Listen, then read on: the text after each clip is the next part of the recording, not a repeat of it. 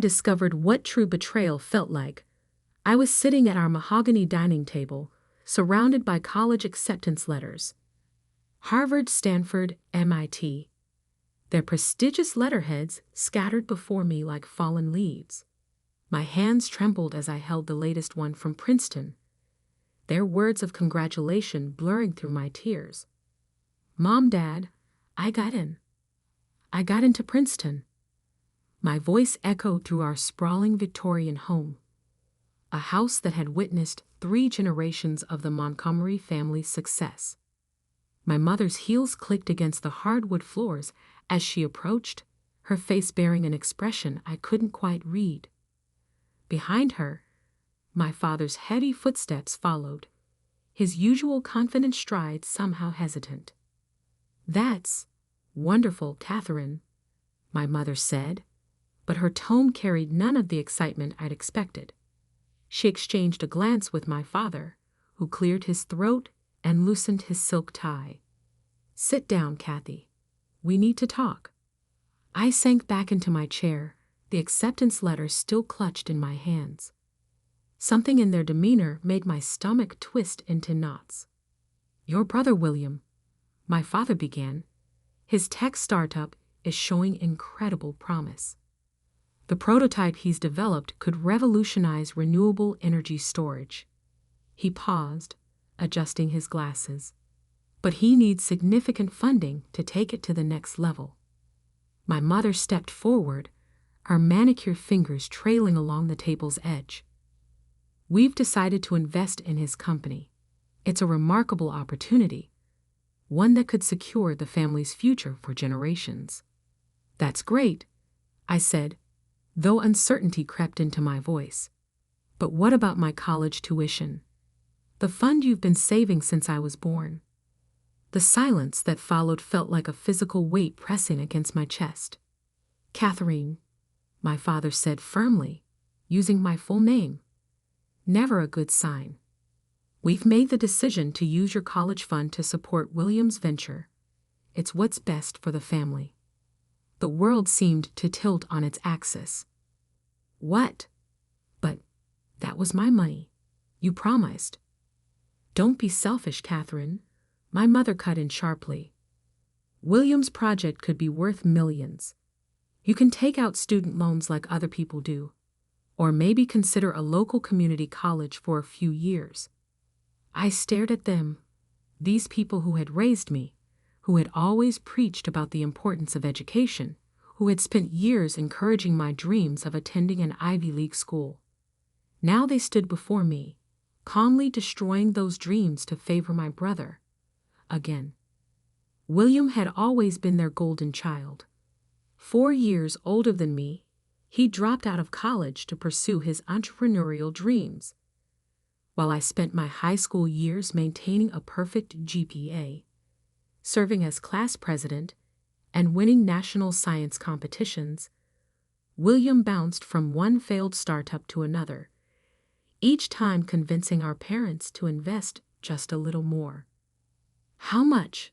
I asked, my voice barely a whisper. "What?" my father frowned. "How much of my college fund did you give him?" My mother shifted uncomfortably. "All of it. The full $289,000. The number hit me like a physical blow. Nearly $300,000 gone. Every birthday check from grandparents, every summer job earning, every penny saved for my future, handed over to William without a second thought." I stood up so abruptly my chair toppled backward. "Did you even consider asking me? It's my money." "Catherine Elizabeth Montgomery," my father's voice boomed through the dining room. "That is enough. This decision is final. William's project needs this investment, and as part of this family, you need to support what's best for everyone." "Best for everyone?" I laughed, but it came out more like a sob. "Or best for William? Your brother has vision," my mother said defensively. "He sees opportunities others can't. Sometimes that means taking risks. Risks with my future. I shouted, surprising even myself with the volume. What about my vision? My opportunities? My father's face hardened. If you can't understand the importance of supporting your family's interests, perhaps you're not as mature as we thought. Go to your room until you can discuss this rationally. I stood there, 18 years old, being sent to my room like a child for daring to object to having my future stolen. In that moment, something inside me shifted. A fundamental change in how I saw my family, my place in it, and what I needed to do next. Without another word, I turned and walked upstairs to my room, but instead of collapsing on my bed to cry, as they probably expected, I pulled out my largest backpack and began to pack. Essential clothes, my laptop, the emergency credit card I'd never used, and most importantly, my documents, birth certificate, social security card, passport. My hands moved methodically, my mind surprisingly clear despite the chaos of emotions swirling inside me. From my sock drawer, I retrieved the $200 I'd saved from my last tutoring sessions. Money I hadn't added to my college fund because I'd planned to use it for Princeton merchandise once I got in. Now it would serve a different purpose. As I packed, memories flooded through my mind. William's first failed startup, a social media platform for pets that burned through $50,000 our parents' money. His second attempt, a cryptocurrency that lasted 3 months before collapsing. Each failure met with encouragement, support, and more funding, while I was told to be practical about my dreams. The sound of the doorbell interrupted my thoughts. Through my window, I saw William's Tesla pulling into the driveway. Of course he was here, probably coming to collect his latest handout.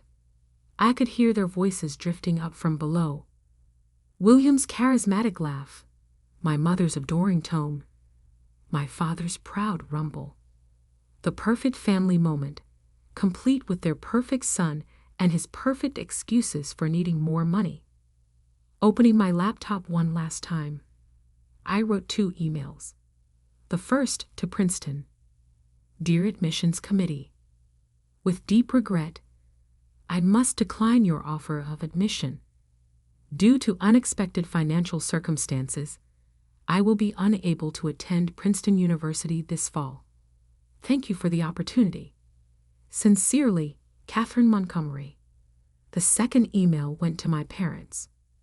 Mom and Dad, you've made your choice, and now I'm making mine. Don't look for me. Don't try to contact me. I'll find my own way without the family money or the family name. Catherine. I hit send, then removed the battery from my phone. From downstairs, I could hear William launching into another enthusiastic pitch about his revolutionary technology. In his world of dreams and schemes, $289,000 was probably just another number, just another stepping stone to his imagined success. But for me, it was the last straw. Slinging my backpack over my shoulder, I took one final look at my room, at the debate team trophies, the science fair medals, the honor roll certificates, all evidence of a life spent trying to earn the approval of parents who would always choose William first. I climbed down the trellis outside my window, something I hadn't done since I was 14. My feet hit the ground softly, and without looking back, I walked away from the Montgomery family estate. In my pocket was $200. In my head was a lifetime of straight A's and academic achievements. And in my heart was a burning determination to prove that they had made the biggest mistake of their lives. I didn't know then that 10 years later, I would be sitting across from them in a corporate boardroom, watching them pitch their failing company to potential investors, not realizing that their last hope for salvation was the daughter they had dismissed so easily. But that part of the story would come later. First, I had to build something from nothing. First, I had to become someone they would never expect their practical daughter to be. With each step away from my childhood home, my resolve strengthened. They wanted to bet everything on William. Fine. I would bet everything on myself. And I wouldn't need their $289,000 to do it. The first night of freedom tasted like cheap coffee and desperation. I sat in a 24-hour diner on the outskirts of Boston, my backpack tucked securely under my feet, watching my phone battery slowly die. Before it went dark completely, I saw 17 missed calls from my mother, 5 from my father, and 1 text from William. "Don't be dramatic, Kathy. Come home." I ordered another coffee, spreading my remaining cash on a laminate table. $178.42. The bus ticket from Connecticut had taken a bigger bite than expected. "More coffee, hun?" The waitress, Maria, had kind eyes and wore a name tag with 5 gold stars. "Thanks," I said, then hesitated. "Are you hiring?" She looked me over. Pristine college interview clothes, expensive laptop, the obvious signs of a privileged kid playing runaway. But something in my expression must have touched her because she didn't immediately dismiss me. "Kitchen help," she said finally. 6 to 2, minimum wage plus tips split. "Start tomorrow if you want." I nodded, relief flooding through me. "I'll be here." "There's a motel down the street," she added, scribbling on her order pad.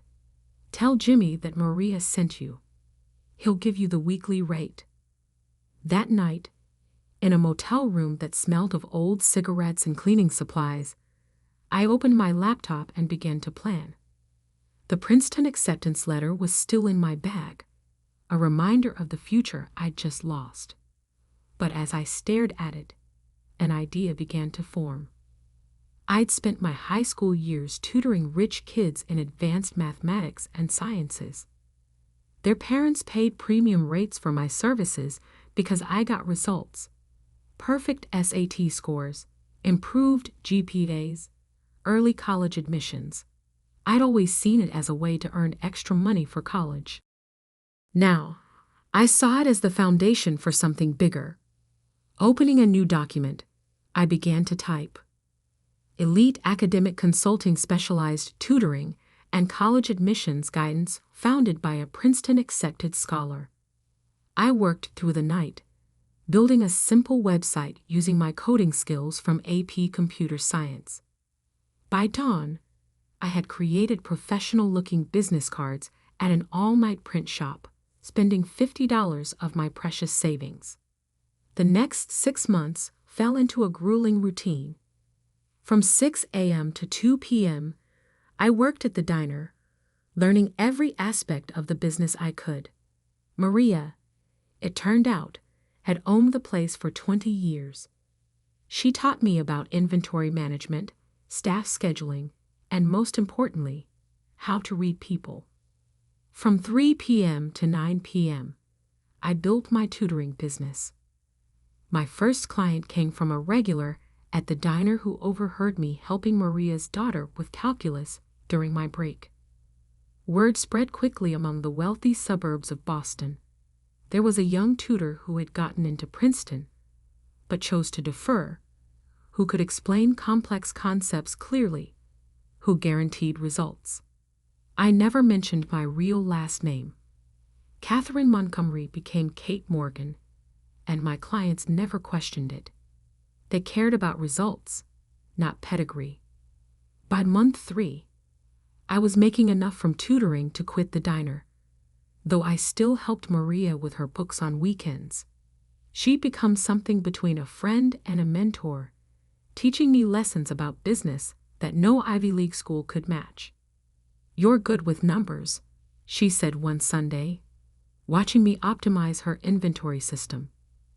"But you're better with people. That's where real money is made."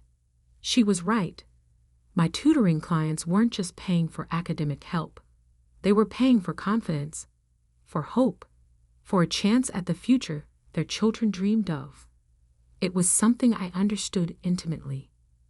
One day, as I was reviewing a student's college essay, his mother made an offhand comment that would change everything. If only you could clone yourself. Every parent in Boston would hire you. That night, I couldn't sleep. Clone myself? No. But I could scale. I reached out to other high-achieving students who had gotten into top colleges but chose to take gap years. Many were brilliant, but needed money, just like me. I offered them a proposition: work under my brand, use my methods, and earn 70% of the fees while I handled marketing and client acquisition. Within 2 months, Elite Academic Consulting had 10 tutors. Within 6 months, we had offices in Boston, New York, and Greenwich, Connecticut, though I carefully avoided any locations too close to my family's social circle. My first million came faster than I expected, earned through a combination of the tutoring business and strategic investments in tech stocks. I lived modestly, pouring every spare dollar into expansion. While William was probably still burning through my college fund on his latest venture, I was building something sustainable. But I knew tutoring was just the beginning. Through my wealthy clients, I began to hear whispers about investment opportunities, startups seeking funding, established companies looking for fresh perspectives. I listened, learned, and most importantly, I planned. The breakthrough came during a tutoring session with Emma Chen, daughter of tech mogul James Chen. As I helped her with advanced economics, I noticed the investment prospectus for his company, Chen Tech Solutions, lying open on his home office desk.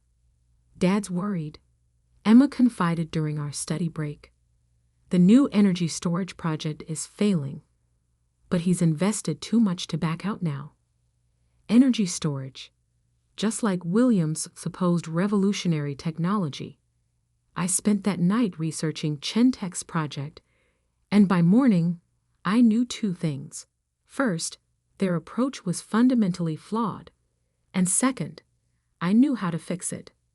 It took 3 weeks to get a meeting with James Chen, using every connection I'd built through my tutoring network. When I finally sat across from him in his corner office, he looked amused. "Miss Morgan," he said, "my daughter speaks highly of you. But what makes you think you understand energy storage technology?" I opened my laptop and began my presentation.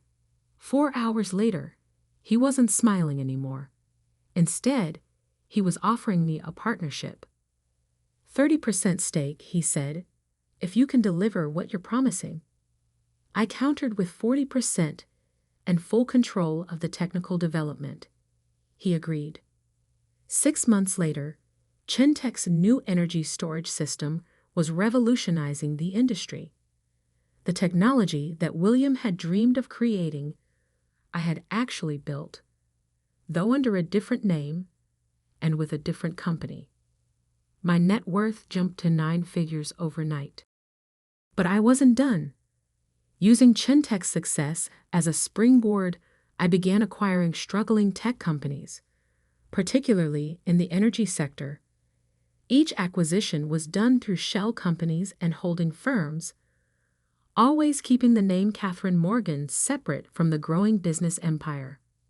I hired the best lawyers and accountants to create a labyrinth of corporations that all led back to Morgan Enterprises, my private holding company. To the outside world, Morgan Enterprises was run by a reclusive CEO who never gave interviews or appeared in public. Years passed. My empire grew. I moved from Boston to New York to Silicon Valley, always staying ahead of any chance encounters with my family. Through discreet sources, I kept tabs on them. William's string of failures continued, each one funded by my parents' dwindling resources. The Montgomery family fortune, built over generations, was being bowled dry by their blind faith in their son. Then one morning in my San Francisco penthouse office, my assistant brought me interesting news. Montgomery Technologies is looking for investors, she said, placing the report on my desk. They're on the verge of bankruptcy. Your father is meeting with potential buyers next week. I picked up the report, a smile playing at my lips. After 10 years, everything had come full circle. Schedule a meeting, I said, but use the Morgan Enterprises letterhead. Let's see if they recognize the daughter they threw away. It was time to show my family exactly what their practical daughter had become. The Montgomery Technologies building hadn't changed much in 10 years.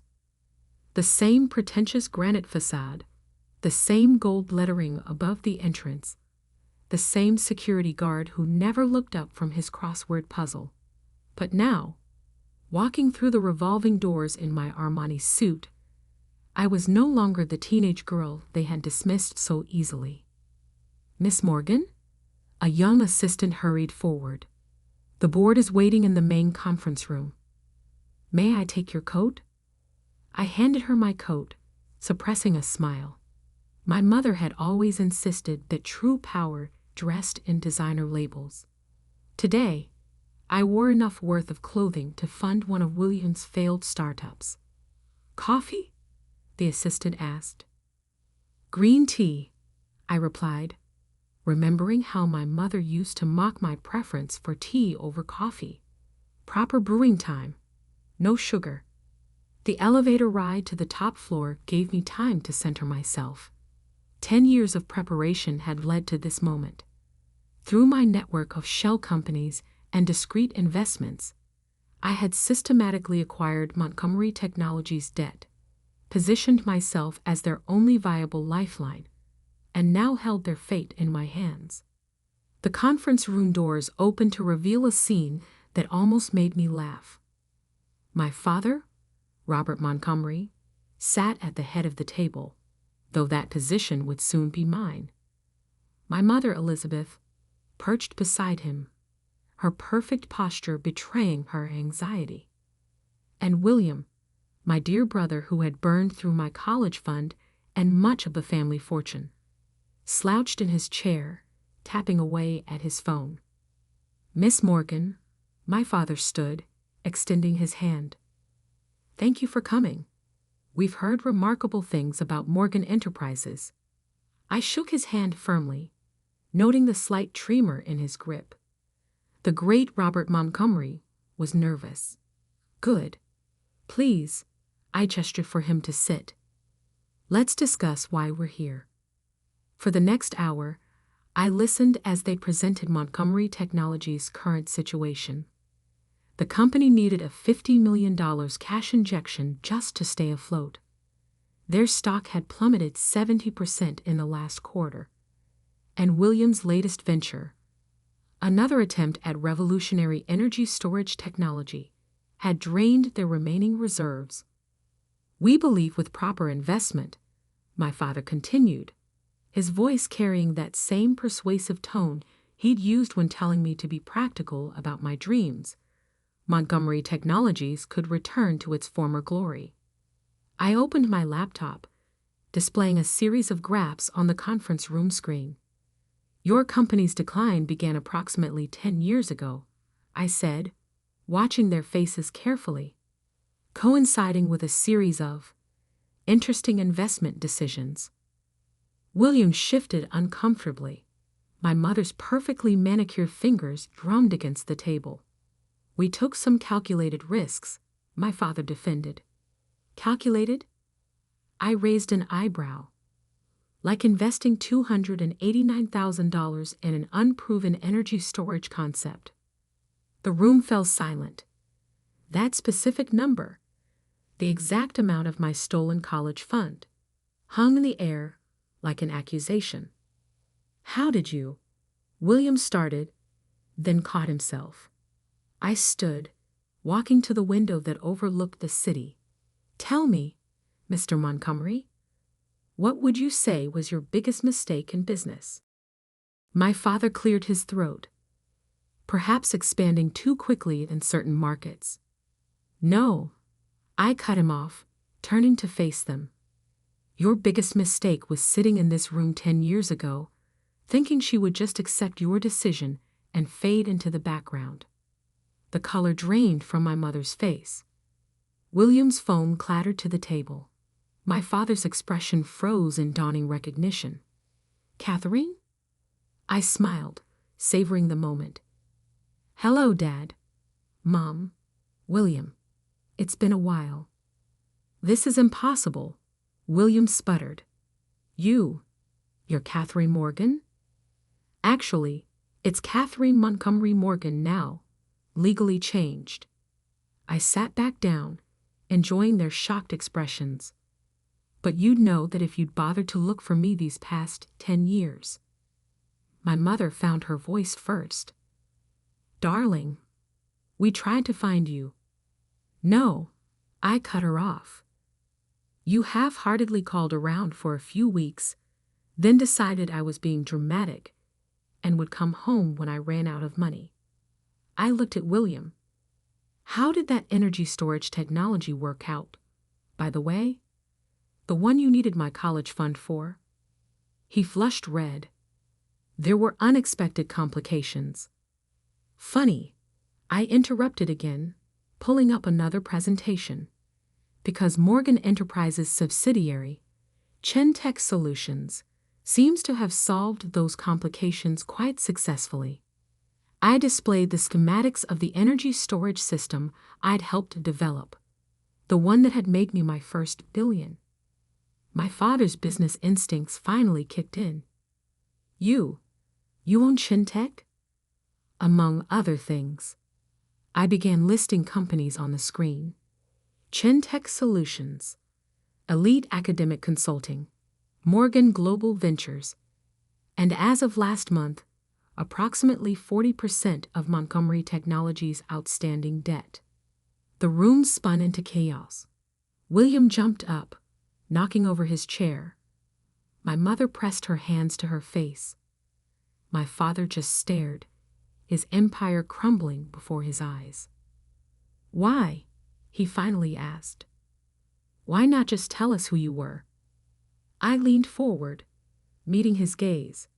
Because you needed to see me as you truly are. Not as parents facing their daughter, but as failing business people facing someone more successful than they ever imagined I could be. What do you want? William demanded. Revenge? I laughed. Revenge? Brother dear, if I wanted revenge, I would have bought this company 6 months ago and fired you all immediately. I stood, straightening my suit. No. What I want is to fix what you broke. What does that mean? My mother asked quietly. It means I'm offering to save Montgomery Technologies. Full debt restructuring, capital injection, and technological partnership with Chentech Solutions. I paused, letting that sink in. But there are conditions. My father's business mask slipped back into place. What conditions? First, William is out. No more positions, no more investment in his ventures, no more draining company resources.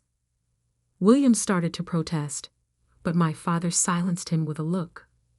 Second, you and Mom retire, Dad. The company needs new leadership, not nostalgic devotion to failed strategies. And third? My mother asked, her voice barely a whisper. Third, I smiled, you all admit that sending me away was the best thing you ever did for me. Because everything I built without the Montgomery name, without the family connections, and without your money. Silence fell over the room. My father looked at the empire I'd built, displayed on the screen behind me. My mother's eyes filled with tears. Whether from pride or regret, I couldn't tell. William slumped in his chair, finally confronting the reality that his younger sister had achieved everything he'd failed to do. Do we have a deal? I asked, knowing the answer before they spoke. My father nodded slowly. We do, Miss Morgan. Good. I gathered my things, preparing to leave. The papers will be drawn up by tomorrow. Oh, and Mom. I paused at the door. The local community college you suggested. They're one of my charitable foundation's biggest beneficiaries now. Turns out practical decisions can lead to extraordinary results. I walked out of the conference room, out of the building that had once represented everything I couldn't have, and into the waiting car where Maria, my first boss, now my company's chief operating officer, waited. How did it go? She asked, handing me a perfectly brewed green tea. Exactly as planned, I replied, taking a sip. Though I think I'll keep the diner story out of the official company history. She laughed. Are you sure about this? Saving their company after everything they did. I looked back at the Montgomery Technologies building, thinking about the scared 18-year-old girl who had left home with just $200 and a determination to prove herself. You know what I learned in that diner, Maria? Sometimes the best revenge isn't destroying what others built. It's building something so much greater that they're forced to acknowledge their own mistakes. And did they? I smiled, thinking of my father's face when he realized who I was, of my mother's tears, of William's final defeat. They will. Every time they see the new company letterhead, Montgomery Morgan Technologies. You're keeping the Montgomery name. Of course, I said, opening my laptop to check the markets. After all, I did promise to support the family business. I just did it my way. As we drove through the city, past the skyscrapers and offices that had once seemed so far out of reach, I thought about that acceptance letter to Princeton, still